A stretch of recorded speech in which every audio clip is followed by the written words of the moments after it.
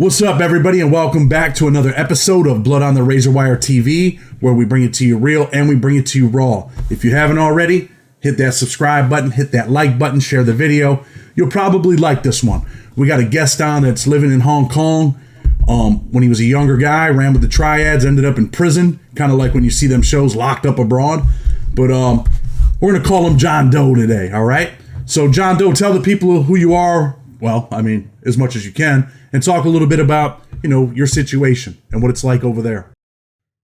Yeah, thanks, Chad. Like I said, great to meet you, and have a lot of respect for what you're doing out there, helping people out.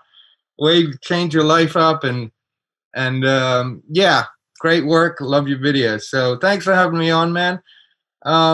As Chad says, I grew up in Hong Kong from a very young age. Was lucky enough to learn the language, get immersed in the culture. Grew up in a middle-class family, had a perfect upbringing pretty much, like there was no reason why I should have gone off the rails. But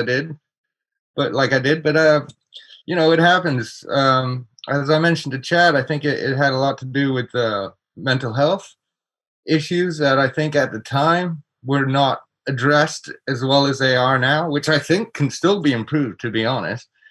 And it really started. I inherited that situation from my mom, who was a fantastic mom. I don't blame her for anything at all. But at the time, conditions like manic depression, bipolar were not recognized. They weren't even diagnosed. So, like, being around my mom was like walking on eggshells. It was either she was superwoman, could do everything, was extremely happy, would be the perfect mom, or she'd be this dark cloud, like locked up in a room, or just constantly shouting at me for doing nothing, even kicking me out the house on some occasions, just for nothing.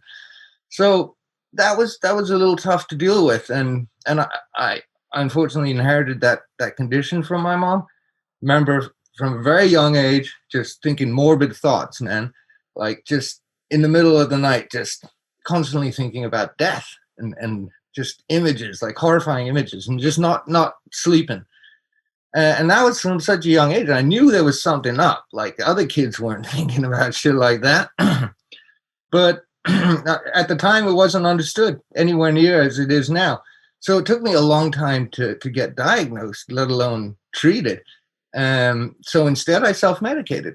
And as I was saying, man, like, that's the dumbest thing to do, right? Because self-medicating just makes everything worse instead of better. It might numb it in the short term, but in the long term, it just makes everything so much worse. Let me go ahead. I'm sorry. No, yeah. Well, I was just going to say, the self-medicating started me on a track just drinking at first from a young age. But inevitably the numbing got less effective. So I stepped things up. Went from drinking, went to weed, and then it was partying with coke and anything I could get my hands on. But for a long time, I managed to stay off dope, off the smack, man. I'd seen friends OD, good people I know OD, so I was smart enough to do that until my mom passed, and I think it was because of the condition we both shared, that we had such a tight bond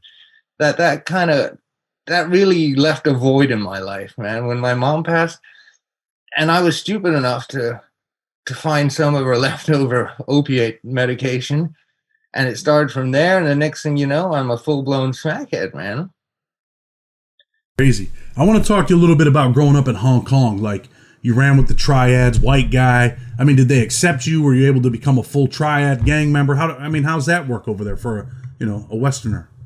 I mean, I think some Western kids probably got initiated, but they would never rise to like a high rank, like I said, the Chinese are proud people, and they still, I think, a little resentment towards colonialism, how the Brits came in and, took things over and held all the high-paying jobs. There's these black and white photos from back in the day that said "No dogs are Chinamen," right? Allowed, and yeah, I mean, it was pretty racist. Like, you know, every country has its dark its dark history that no one likes to talk about. So there's still that little chip on the shoulder, right? So I don't think they would ever rise to a huge position of power. I myself, you know, at the time I was, you know, buying a lot of drugs, so I got to know them pretty well, and got into some misadventures, let's call it, with them. Saw some shit, but I never like fully kind of went in to the whole gang thing. But yeah, like I was telling you, man, they run everything here pretty much. You talk about the little misdeeds or whatever, and seen some shit. What type of things? I mean, you don't have to say anything specific, but what type of trouble are you talking about? Because the viewers will want to know. Well, I think the biggest ones would be the massive fights, like when it kicked off between triads, and sometimes the triads would fight with like drunken Westerners, and that would just be like a scuffle. That, and depending how many people were there, it could get pretty messy, could get pretty nasty. But the big ones were between different triad factions, man. Like, because they all run everything here, they all have their slice, and whenever there's an imbalance, someone gets knocked off or something, it kicks off. And when it kicks off, I mean, there's no one really has guns here. They didn't back then, at least. But when it kicks off, man, it's fucking brutal, dude. Like broken bottles. Their favorite is this like Chinese type of butcher knife, which is like a big rectangular thing, and just like a huge chopper, man. And yeah, they would just go for it. And yeah, that got messy. What would they just be like, you know what, man, tonight we're just gonna mess up some of these Westerners. They're drunk. Let's hammer these dudes. No, you know, most of the time they wouldn't be heading out to cause trouble, because the police would crack down pretty hard on them. Say if they went out and just messed with the Western guy, the police would come down hard on the whole organization, because of the high-ranking dudes were Westerners, right? And they'd make an example out of them. They didn't want this to happen, so they wouldn't do it just for no reason. But if, say, the drunk guy was disrespecting, didn't realize the guy was a triad, it could certainly get out of hand, because as much as they didn't want any trouble, they weren't just going to lay down to the white man and take their shit. But so eventually you're arrested for a drug charge. You go to prison in Hong Kong. You go to jail in Hong Kong. What's it like for a white dude walking into prison in Hong Kong? It can be pretty intimidating, man. There's not many white guys in Hong Kong, in prisons in Hong Kong, at least. I mean, very, very few. You know, I don't know why I wasn't necessarily, but I was stuck in a unit where I was the only white guy, the only one there. Yeah, there were some other guys like Nepalese and Indian and stuff, but mainly Chinese guys, and everything from like petty thieves to, you know, big triad gangsters. So let's talk a little bit about, and you told me a little bit. You go in there. What's it like your first day? Do they put you in solitary confinement? How's that work? Yeah, so you go in there. I got in there. It was late at night. They process you, do all the strip search and shit, take all your shit off you, give you your whatever, this little plastic mug, a toothbrush, whatever, you know, the basic shit. No bed sheets or anything. Because I was in on a drug charge, they automatically think you've got drugs in your body, that you're smuggling something in. They x-rayed me. They did a fucking full-on search. They knew me better than my doctor, man. And didn't find anything, but still, they stuck me in this concrete room, a tiny concrete room, and there was nothing in there. There was one hard plastic bench nailed to the floor and a bedpan. And I was in there for a week. And because they were anticipating that I had drugs in my body, I was in there for a week with the lights on fully 24 hours a day. I was allowed out to shower one time. And every time I would use the bedpan, no matter what it was, they would come rushing in full gear, man. Like shields and batons, just to rifle through my whatever I'd done in the bedpan, just to check for drugs. And the crazy thing is the guy next to me actually had stuff in his system. They x-rayed him and they saw it on the x-ray. So when he went to the toilet one day, I heard this crazy commotion, and apparently like 10 of them stormed in and held him down and stuff, just so he wouldn't rifle through his shit to get his dope out. So yeah, that was horrible, man. And in Hong Kong, in like the middle of summer, it's like 37 degrees Celsius. I don't know what that is in Fahrenheit. Sweating like a pig, dope sick. Yeah, it was unpleasant as hell, man. That's putting it lightly. And the food's probably pretty good over there, right? Yeah, I made the mistake, or they looked at me and said Westerner, so they just ticked me down as Western diet. And I don't know what it is in those prisons, that they clearly have not read a Western cookbook or seen a cooking show, because the food was just the worst thing ever.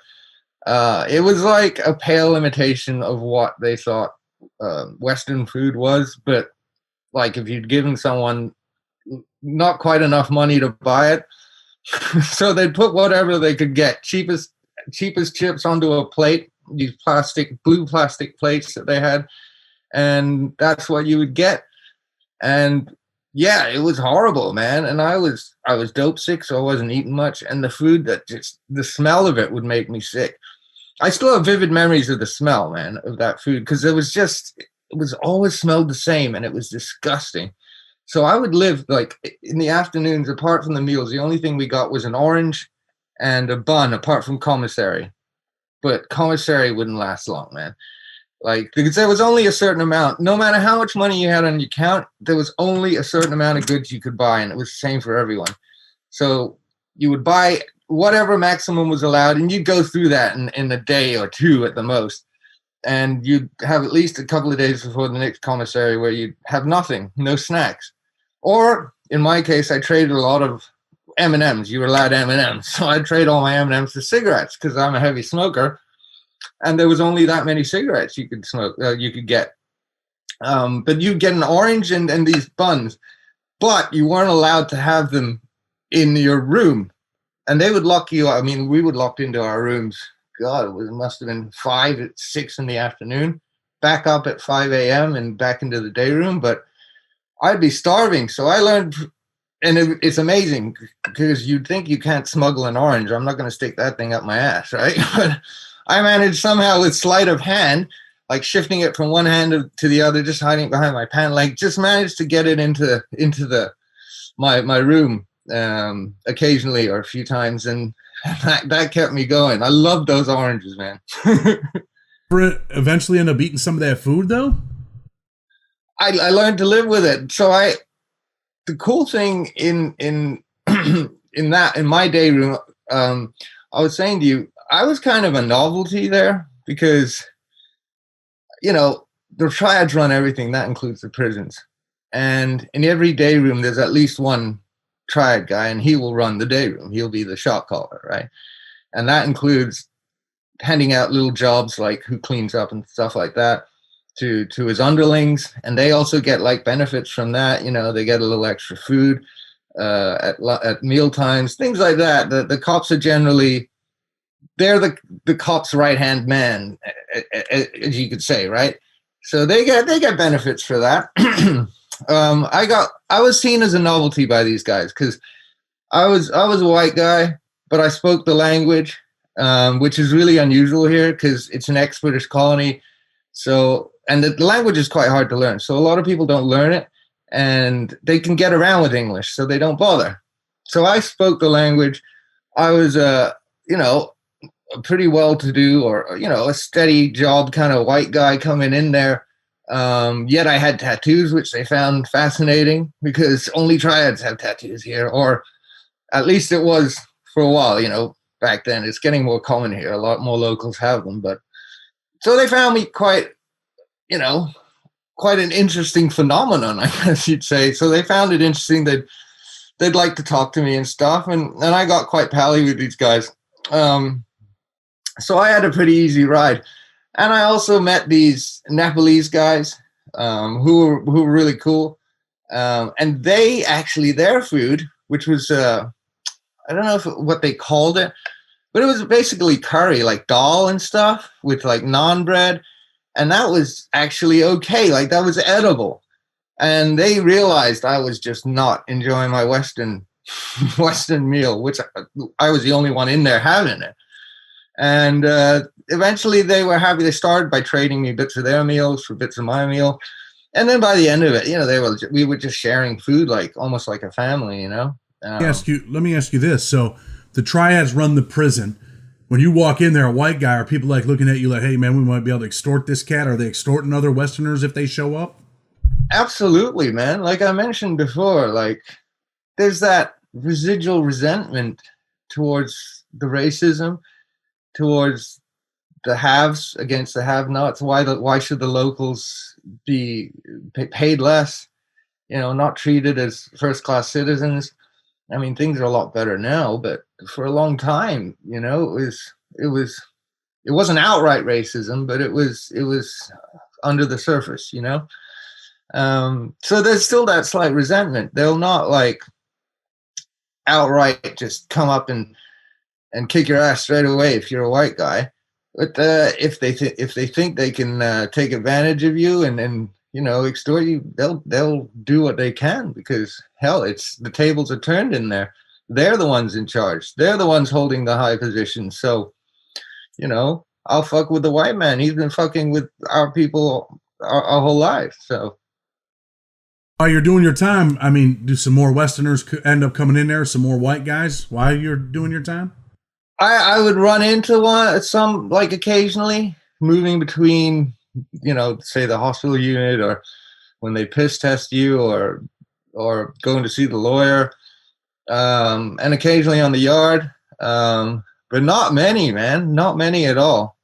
And I'm imagining the ones I saw were the ones that hadn't been extorted and moved for their protection, because they all looked like they didn't look broken, and they were all fairly big guys, fairly confident, most of them tattoos, or at least looked like they'd been around the block.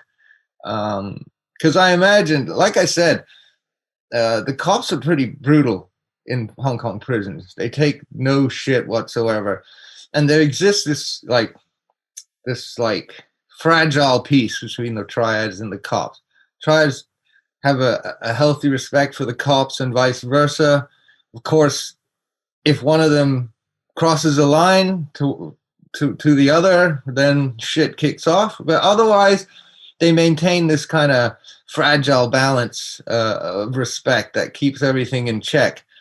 And that also exists across the units, because because they're triads and they end up in prison, they try and separate them as much as possible and spread them out in the prison, which means in every day room, every unit, you get at least one triad member. And in that sense, it kind of keeps the peace across the whole institution.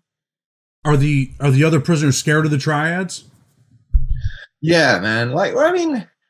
They're not cowering in fear, but if they tell you to do something, you do it. You do it, man. Unless you're crazy or you got a death wish. I mean, yeah. The thing is, the triads wouldn't. I mean, most of them. There are some assholes, of course, right? I was lucky enough not to run into any there, but most of them won't ask you to do too ridiculous stuff. I mean, at least it didn't happen with me, because, like I said, I guess they found me interesting, and that was enough to keep me around and keep me in the good books. But yeah, you don't fuck with the triads here, man. You just do not fuck with the triads. So if the triads tell you to do something and you say, I'm not doing it, they're going to punch. I mean, what are they going to do? Punish you in there? Yeah. Yeah, you get your ass beaten, but they wouldn't. They're pretty sneaky about it.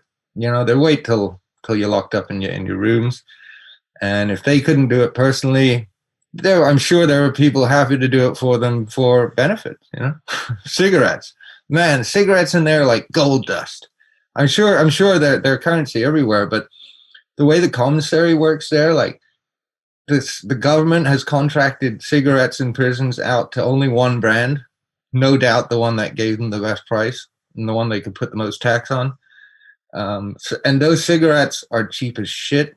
They taste like shit. And the crazy thing is they burn super quick. So you learn in Hong Kong prisons, some of the coolest gadgets I saw that people would make out of whatever they could find were cigarette holders. So you could rip off like a tip of your cigarette, smoke that, just so you wouldn't go through your pack as quickly. You'd smoke them in little segments, and you'd end up sharing that between like 3 or 4 people, man, because you had to make them last. Like commissary would come around, like I think it was twice a week. So there were 2 packs you were allowed on commissary day, and that had to last you until the next one. And those, I'm telling you, those cigarettes burned like they were just like you were lighting paper, man. Are the cops scared of the triads? Yeah, I mean, I wouldn't say scared, and they would never say they were scared, but there is definitely a healthy respect. Yeah, I mean, the triads they run all of Hong Kong, man. Whether the government or the police like to admit it, I'm sure nowadays they'd say, no, we cleaned that up ages ago. But the truth is they do. And then the whole city of Hong Kong is split into territories between the main triad groups, the main triad gangs. So, it's not hard if a cop stepped up to a triad in prison, pissed him off enough, his family would be in danger, man. Those triads don't mess around. Great business. Yeah. I mean, actually, the triads ran everything to the point where the movie business in Hong Kong was huge for a while. It's actually gone a lot downhill now since China started making a lot more movies and stuff. But the triads were so heavily involved in the movie business. People like any movie star that you can think of that has made movies in Hong Kong, had anything to do in Hong Kong, they have triad connections, undoubtedly. I can guarantee you 100%. Any millionaire, billionaire in Hong Kong, any tycoon that does business in Hong Kong has triad connections, has done business with triads. That's how widespread they are. How about the cops beating up people? You ever see the cops beat people up in the prison over there? Because you said they were kind of brutal. Yeah, I mean,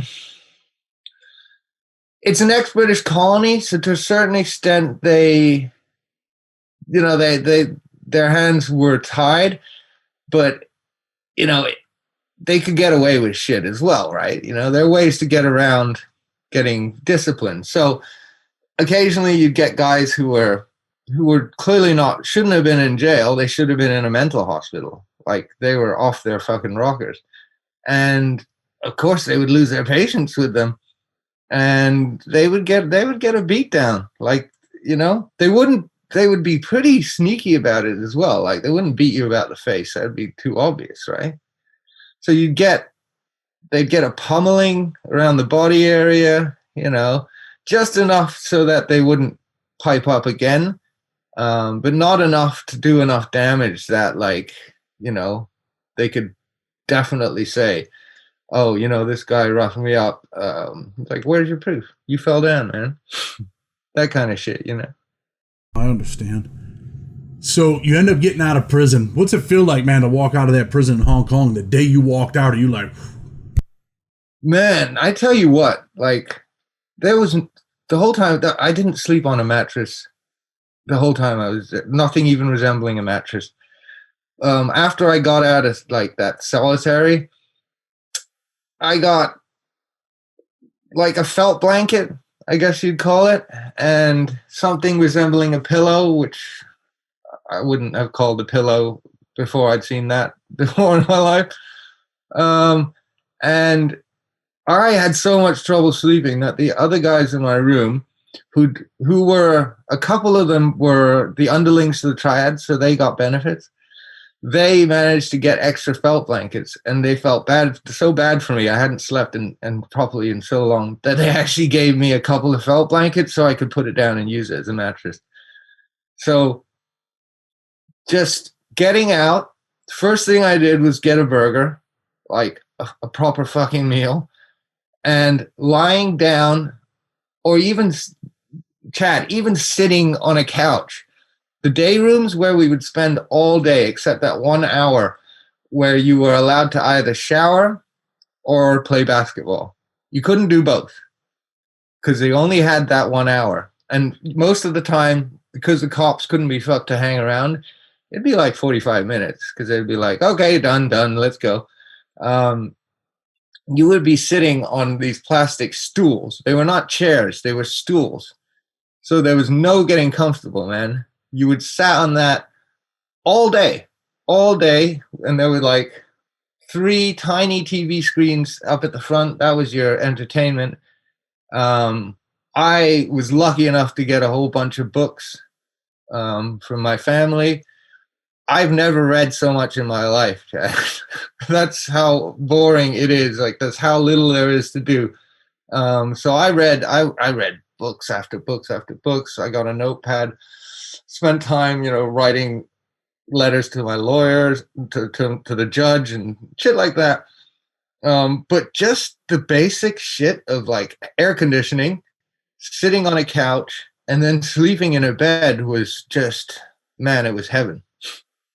Do you think that changed you where you're like, man, I'm not committing no more crimes? I mean, you gave up the dope. Are you clean? What's going on? Chad, I am so straight. I haven't touched a drink. I mean, I came out of there, and I, like you say, you always real and raw on this channel. I'll be honest with you, I relapsed, but I got back on that straight and narrow pretty quick as soon as I started thinking back to those days, man, because that was my rock bottom, bro. And since that one relapse, since then, touch wood, it's been over 2 years now. Haven't touched a drop of alcohol, haven't even taken painkillers. What are you doing as far as work over there? So I was working for a while. I got a steady job. I was doing pretty well. But I'm like, I'm thinking about changing it up, looking for something a little more lucrative. I'm in the creative industry, so that's not always the easiest, especially in places like Hong Kong. But I keep trying. I'm doing all right, though. I'm doing all right. So, being in prison over there, it's kind of really like that show Locked Up Abroad to a certain extent. I mean, you got no mattress, you got no pillow. The food's absolutely disgusting. You can't even eat it. I mean, that may very well change someone's thought pattern to say, hey, I definitely don't want to go back to prison. So that means I definitely can't be on this path, buying drugs, getting high, doing the wrong thing, right? Absolutely. Like, it's okay, it's discomfort, right? There's a hell of a lot of discomfort. And it's just not having that freedom, right? Not being able to make decisions about your own life. Although I was lucky, there was the threat of violence. I stepped up to a guy. He was a petty thief. And like I said, the cigarettes were like gold dust, man. And I had like this table I'd hang out with those Nepalese guys I said that we were sharing food. And we would share cigarettes as well. And I would leave my pack on the table when it was like my turn to give out cigarettes. We spread it around. We were pretty fair. And I just saw this dude go up and take a cigarette from my pack. Like, what would you do, man? He didn't ask me. He didn't say nothing. He just went up and took a cigarette. So I stepped up to him. And it came pretty close to kicking off until one of the Nepalese guys came over and said, no, man, it's cool. I said he could have one. So that fizzled it out. But like, I almost got written up just for that. Because apparently I was flagged as well because they knew like I had mental health issues. Just because I was on medication. So apparently I was flagged as a potential troublemaker. So that could have turned out real bad for me. Well, I was actually lucky it didn't kick off. Well, listen, man, I'm going to get ready to close the show and just tell you, man, I appreciate you coming on, sharing your experiences. I definitely don't want to go to Hong Kong and go to jail. I can tell you that. You know what I'm saying? So, hey, man, I appreciate you. I respect you. And I'm glad that you're doing good. You're doing the right thing. Tell people, man, leave a comment. I'm sure you'll respond. Some people might have some questions, but hit that like button, hit that subscribe button, share the video. With respect, Blood on the Razor Wire TV. Until tomorrow, we're out.